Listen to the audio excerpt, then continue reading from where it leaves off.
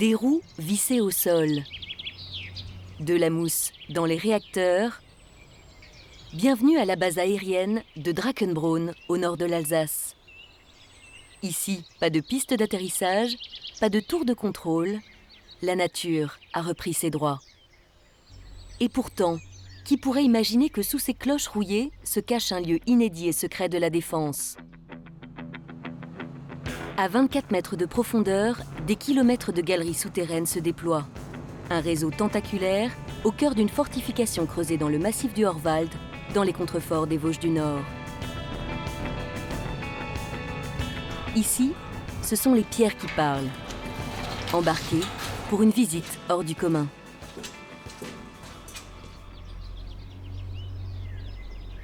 Au-dessus de ces deux embrasures de tir, vous avez deux prénoms, Liliane et Christiane, qui sont la mère et la fiancée de l'officier d'artillerie qui commande le bloc. Le fort était ici un lieu important de la Deuxième Guerre parce qu'il verrouillait l'entrée de la plaine d'Alsace. Dites-vous bien que quand ça a été construit, sur à peu près 1 kilomètre de part et d'autre, il n'y avait plus d'arbres, c'était à nu. On avait dégagé complètement les secteurs de tir, les champs de tir. C'est donc sur un lieu quasi désertique qu'est érigée la forteresse de Drachenbronn entre 1929 et 1934. Il faut dire qu'après le traité de Versailles en 1919, les responsables politiques et militaires n'ont qu'une idée en tête, celle de mettre la France à l'abri de nouvelles invasions. À l'est, le pays est particulièrement vulnérable, et c'est donc le long de la frontière naturelle du Rhin que se dessinera la muraille de France, rebaptisée en 1932 la ligne Maginot. La ligne Maginot est une ligne de défense qui a été construite du sud de la Belgique jusqu'au Rhin, le long du Rhin jusqu'à la frontière suisse, de la frontière suisse jusqu'à Nice. Les Allemands, quand ils vont attaquer, ils attaqueront à travers la Belgique et la Hollande, à travers les Ardennes, pour arriver jusqu'à la Manche et obliger les Français et les Anglais à réembarquer à Dunkerque. Une construction en perpétuelle évolution. Plusieurs mètres cubes de béton supplémentaires ont été apposés à l'entrée de la base juste après la guerre du Golfe. C'est une structure qui a été posée dans les années 90. C'était un choix politique de défense. Donc nos chefs d'état-major des différentes armées ont décidé de protéger nos points sensibles puisqu'ils étaient vulnérables, puisque vu de l'extérieur et voire vu du ciel, on pouvait éventuellement lancer un missile qui pouvait faire des gros dommages, surtout pour ce centre de contrôle qui surveille le quart nord-est de la France. Une zone de responsabilité immense dans les faits.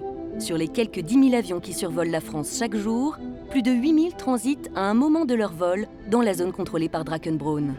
Ici, même à plusieurs mètres sous terre, chacun a le nez en l'air. Ici, on travaille en haute altitude. En fait, on ne fait pas de basse altitude comme les contrôleurs qui sont dans les tours de contrôle. C'est pour ça qu'il n'y a pas de vitres et qu'on n'a pas besoin de voir les avions. On a un petit avion comme Monsieur Tout-le-Monde pourrait le piloter, qui décolle d'une île bretonne. Nous le détectons, nous le classifions, c'est-à-dire en fonction de son comportement, on décide que c'est un avion qui est ami, et s'il suit sa route, s'il ne fait rien d'illégal.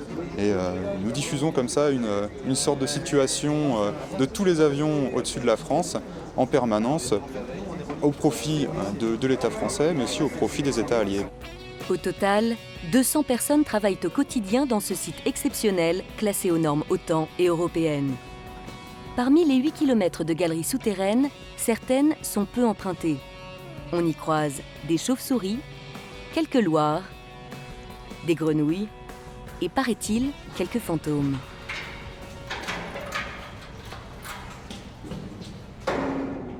Les portes se succèdent le long de l'ancienne voie ferrée qui permettait d'acheminer les munitions jusqu'aux tourelles de mitrailleuses. Aujourd'hui, seul témoin de cette époque, un moteur submergé. L'ancien monte-charge qui est maintenant mis à l'abandon. Si les murs pouvaient parler, ils raconteraient sûrement les 178 tonnes de munitions stockées ici en 1939, mais aussi l'implantation d'une usine allemande qui produisait pour la Luftwaffe, ou encore les vestiges d'une fosse septique devenue le refuge de centaines d'araignées. Au bout du tunnel, c'est enfin la lumière.